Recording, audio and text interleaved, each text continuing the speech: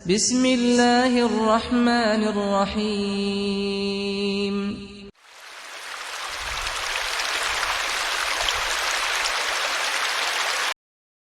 Warahmatullahi wabarakatuh.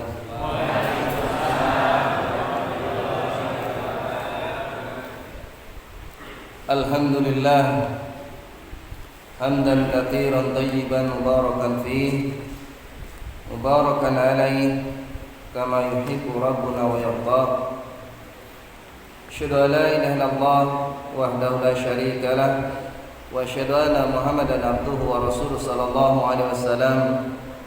Amma ba'd, fa inna asdaqal hadisi kitabullah wa khairal huda huda Muhammadin sallallahu alaihi wasallam wa syarrul umuri muhdatsatuha wa kullu muhdatsatin bid'atun wa kullu bid'atin dhalalah wa kullu dhalalatin finnar. Bapak Ibu, saudara-saudari rahimani wa rahimakumullah, alhamdulillah taruniki kita saged kembali malih sarengan kita nyinau babagan agama Islam menika lan kita badhe bahas nggih menika fikih muyasar. Kemudian kita dumugi kitab puasa dari kitab siam. Alhamdulillah kita badhe ugi siam sehingga menawi menika cocok Bab ingkang sepindah pengantar tentang siam. Bab niki wonten pinten-pinten bagian ingkang sepindah nggih menika definisi siam dan juga rukun-rukunnya. Puasa siam miturut bahasa nggih menika nahan, miturut syariat nggih menika nahan diri saking nedhi lan ugi nunjuk lan ugi pembatal-pembatal siam sanesipun wiwit terbit fajar ngantos terbenamnya matahari. Fajar menika fajar sidik. Lajeng rukun-rukun siam saking definisi puasa miturut istilah ketinggal bilih siam menika memiliki rukun dasar. Ini menika yang pertama menahan diri dari perkara-perkara yang membatalkan sejak dari terbitnya fajar sampai terbenamnya matahari. Bila Allah mendikaakan fal ana bashiruhunna wabtaghu ma kataballahu lakum wa kulu washrabu hatta yatabayyana lakumul khaytul abyadu minal khaytil aswadi minal fajr summa atimu siyama ilal lail. Maka sekarang campurilah mereka dan carilah apa yang telah ditetapkan Allah bagi kalian. Makan dan minumlah hingga jelas bagi kalian perbedaan antara benang putih dan benang hitam, yaitu fajar. Kemudian sempurnakanlah puasa sampai datangnya malam hari. Niki wonten surat Al-Baqarah nomor kali ayat 187. Dari sini yang menjadi bahasan kita makan dan minum ini boleh sampai jelas bagi kita, yaitu antara benang putih dan benang hitam. Benang putih niki tegese anyak wiwit wanci padang, benang hitam niku nalika tasih dalu. Ngoten. Mila ta mriki dipun jelasne yang dimaksud dengan benang putih dan benang hitam adalah putihnya siang dan juga gelapnya malam. Jadi kalau belum fajar itu masih dibolehkan makan minum sampai datangnya fajar. Kemudian yang kedua, niat, yaitu yang puasa bersengaja menahan diri dari segala hal yang membatalkan ibadah kepada Allah Subhanahu wa taala.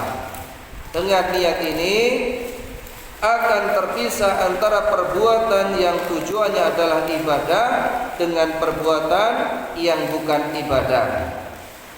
Dengan niat saged bentenaken antara ning ibadah setunggal lan setunggalipun, sehingga orang yang puasa dapat memaksudkan puasanya baik puasa Ramadan ataupun puasa-puasa yang lain. Terus Rasulullah ngendikaken innamal a'malu binniyat wa innamal likulli imri'in ma nawa.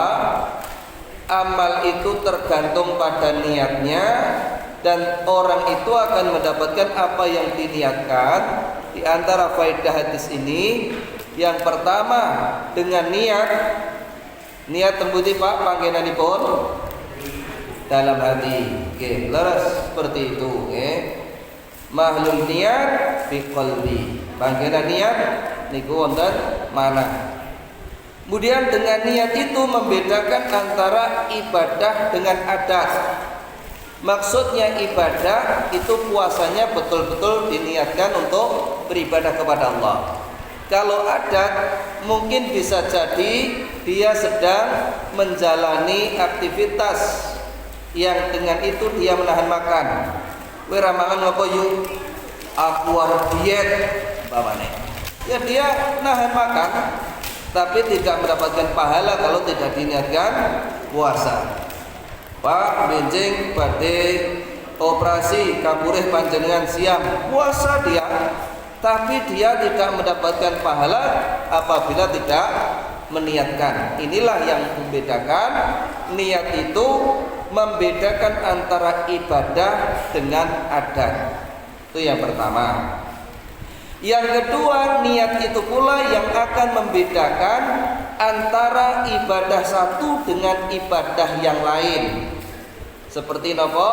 Seperti panjenengan itu sholat, nggih. Sholat sunnah ataukah sholat wajib. Begitu pula puasa sunnah ataukah puasa wajib. Ini yang membedakan niat dalam hati. Benar. Sehingga dari sini apabila perkara itu mubah, makan, minum, tidur, ini adalah perkara mubah. Tapi kalau kita meniatkan ketika makan supaya badan kita kuat, itu akan menjadikan nilai ibadah. Jelas niki nggih? Ibu-ibu jelas, Bu? Sing rada banter. Nah, kita ya keduman to niku. Nggih. Kita lajengaken nggih. Dalil rukun ini adalah sabda Rasulullah SAW, innamal a'malu binniyat wa innamal likulli imri'in ma nawa. Sesungguhnya amal-amal itu hanya tergantung dengan niatnya, dan sesungguhnya seseorang hanya akan mendapatkan apa yang dia niatkan. Ini hadis riwayat Bukhari dan juga Muslim. Kemudian bagian yang kedua, hukum puasa Ramadan dan juga dalilnya. Allah Subhanahu wa taala mewajibkan puasa Ramadan dan menjadikannya sebagai salah satu rukun Islam yang 5. Allah berfirman, ya ayyuhalladzina amanu kutiba alaikumus siyam kama kutiba alal ladzina min qablikum la'allakum tattaqun. Orang-orang yang beriman, diwajibkan atas kalian untuk berpuasa sebagaimana orang-orang sebelum kalian, agar kalian bertakwa. Jadi dari sini jelas tujuan puasa itu adalah membentuk pribadi yang bertakwa. Sebutkan Allah dalam surat Al-Baqarah surah yang kedua ayat 183. Allah Subhanahu wa taala juga berfirman, Syahrul Ramadan alladzi unzila fihi al-Qur'an hudan lin-nasi wa bayyinatin minal huda wal furqan faman syahida minkum asy-syahra falyasum. Bulan Ramadan adalah bulan yang di dalamnya diturunkan Al-Qur'an sebagai petunjuk bagi manusia dan penjelas-penjelas mengenai petunjuk itu, dan juga pembeda, yaitu pembeda antara yang hak dengan yang batil. Karena itu barang siapa di antara kalian ada di bulan puasa, maksudnya sedang tinggal di tempatnya, di daerahnya, maka hendaklah dia berpuasa.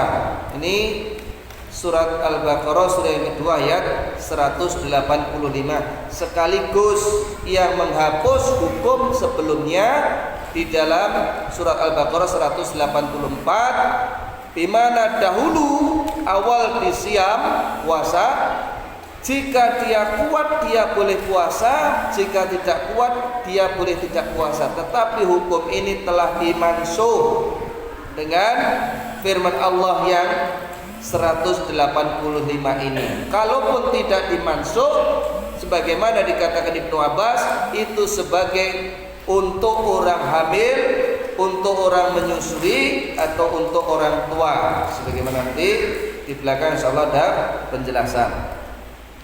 Berdasarkan apa yang diriwayatkan oleh Abdullah bin Umar, dia berkata, ini dalil dari hadis tentang wajibnya puasa. Bunyal Islamu ala khamsin. Islam itu tegak dengan 5 perkara. Syahadat an la ilaha illallah wa anna Muhammadar Rasulullah. Pertama adalah bersaksi tidak ada sesembahan yang hak kecuali Allah dan bahwasanya Nabi Muhammad adalah utusan Allah. Wa iqamis salat wa ita'iz zakat. Yang kedua, menegakkan salat, menunaikan zakat.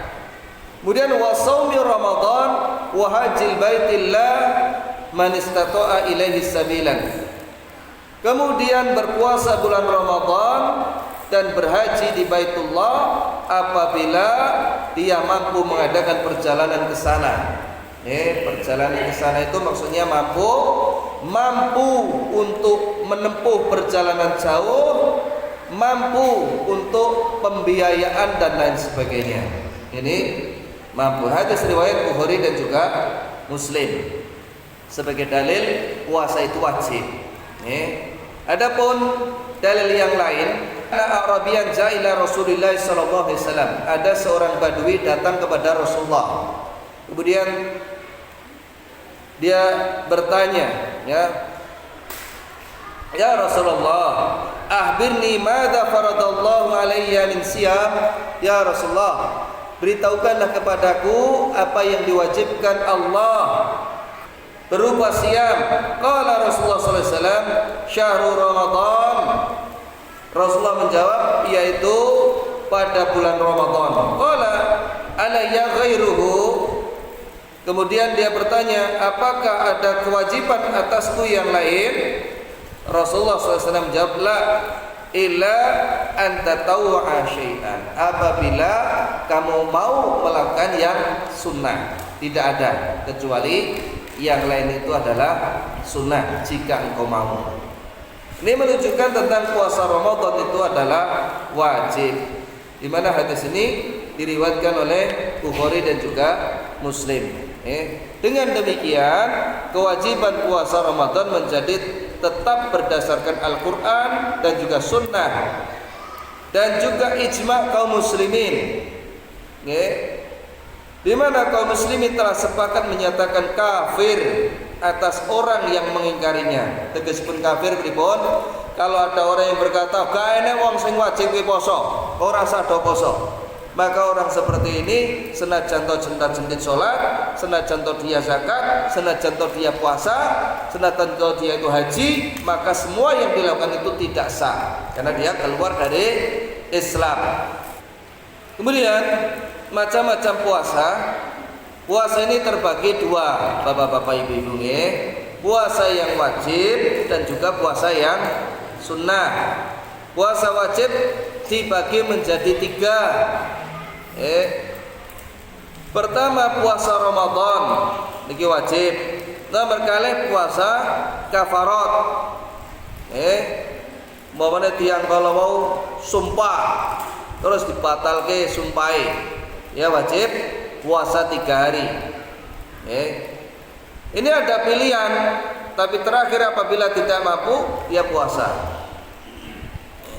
Kemudian yang ketiga puasa nadar. Nadar Ini dia puasa kalau membatalkan nadarnya. Ra usah kaul, golek panen nika umroh umpamane. Ini nadar ini. Pikir tanggane wis do nggawa gelang, aku nek urung akhire pengen duwe gelang. Tanggane wis duwe motor, nek aku urung duwe motor pengen tuku motor. Akhire pripun Pak Bu? Arek leh umroh boten sios. Maka yang seperti ini dia wajib puasa nadar. Pembahasan di sini hanyalah membahas puasa bulan Ramadan, dan puasa sunnah. Adapun puasa lainnya maka akan hadir di tempat yang lain insyaallah. Kemudian bagian yang keempat, keutamaan puasa Ramadan dan hikmah disyariatkannya.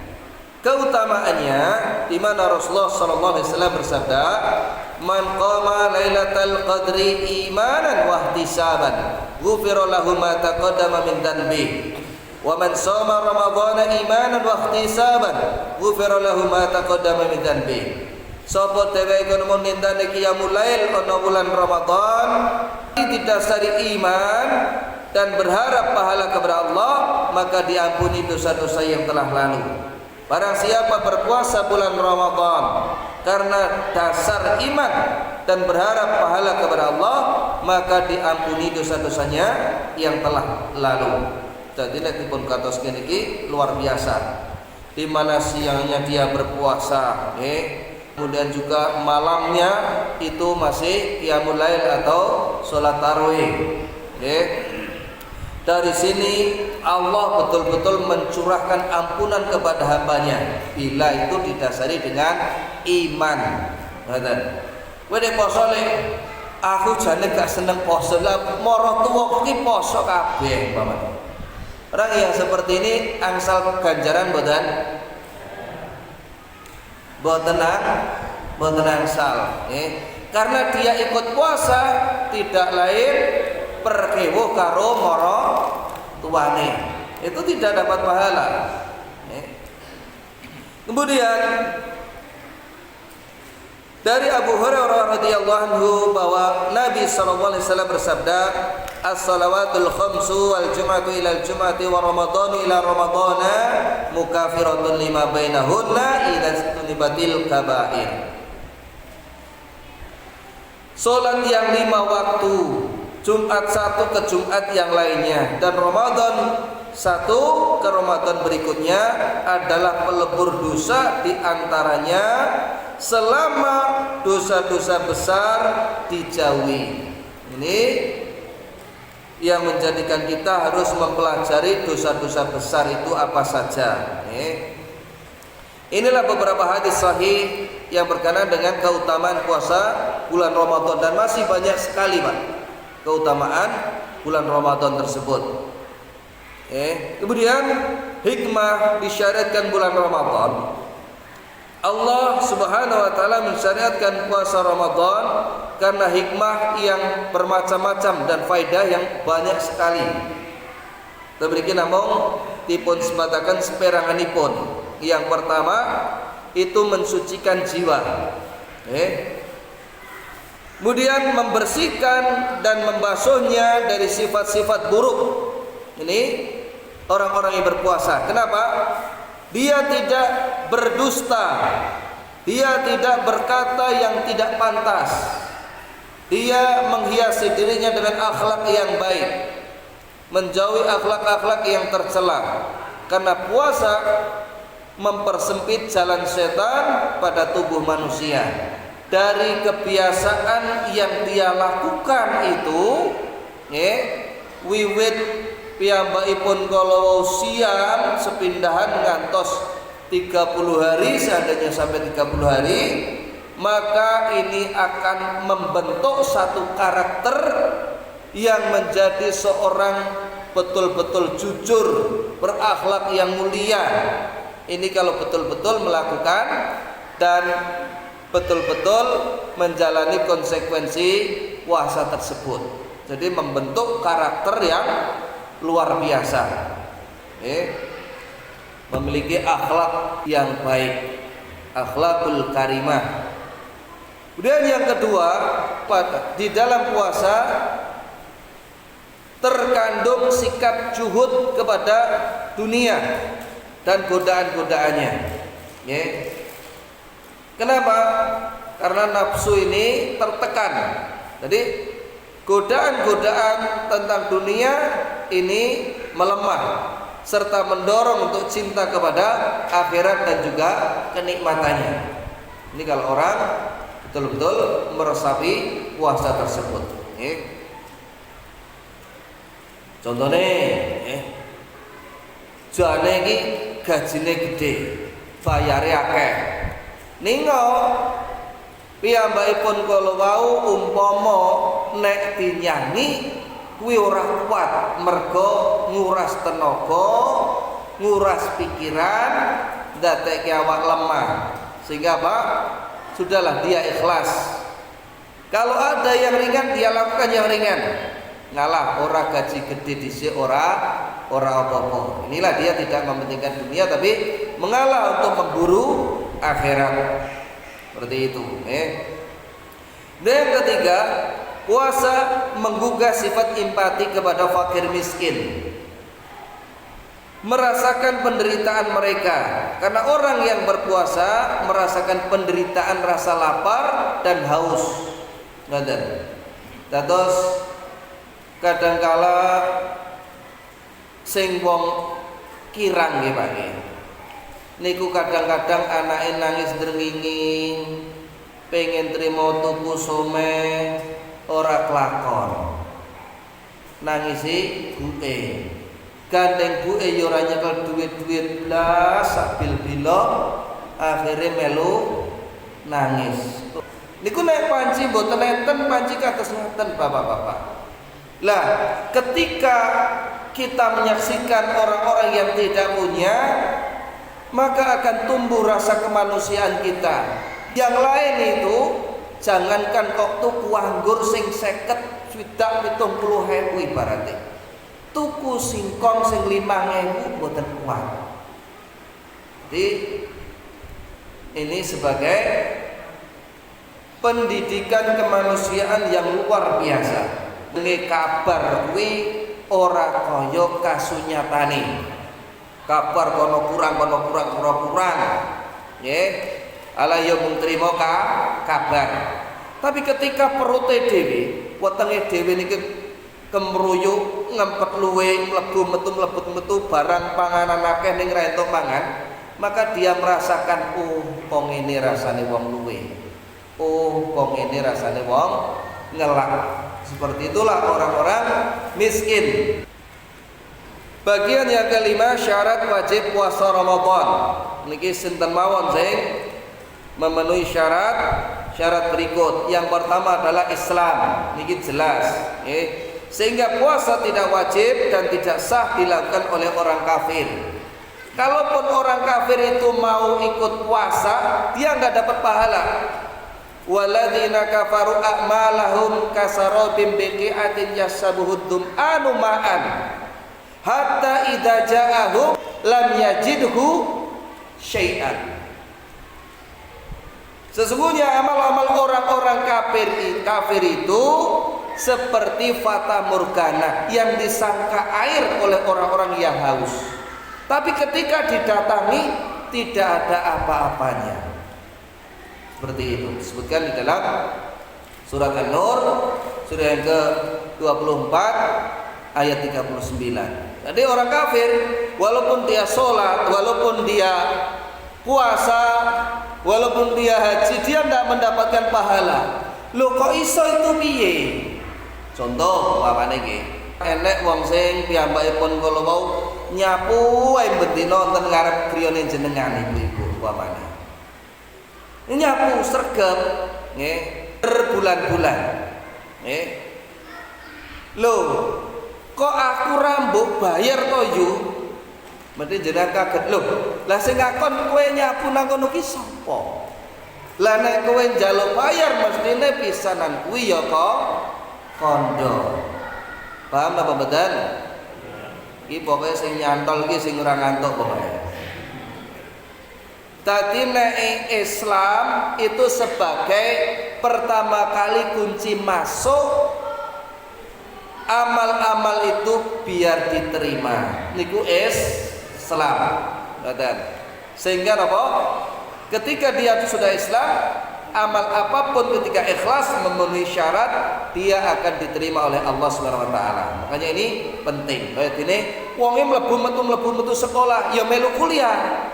Ya mong wae ndek ben ora daftar. Mestine nggih mboten dapat ijazah. Betul toh? Begitu pula orang kafir.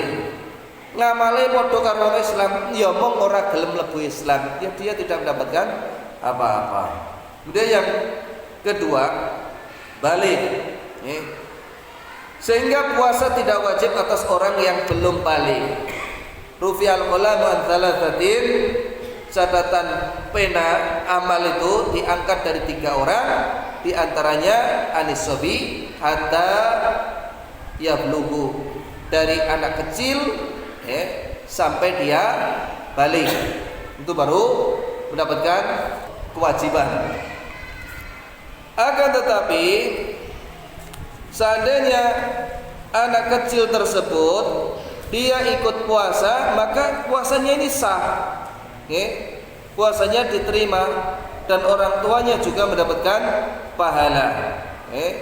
Oleh karena itu hendaknya anak-anak yang sudah mumayyiz dan membedakan mana yang baik mana yang buruk, maka juga dilatih untuk berpuasa. Betul.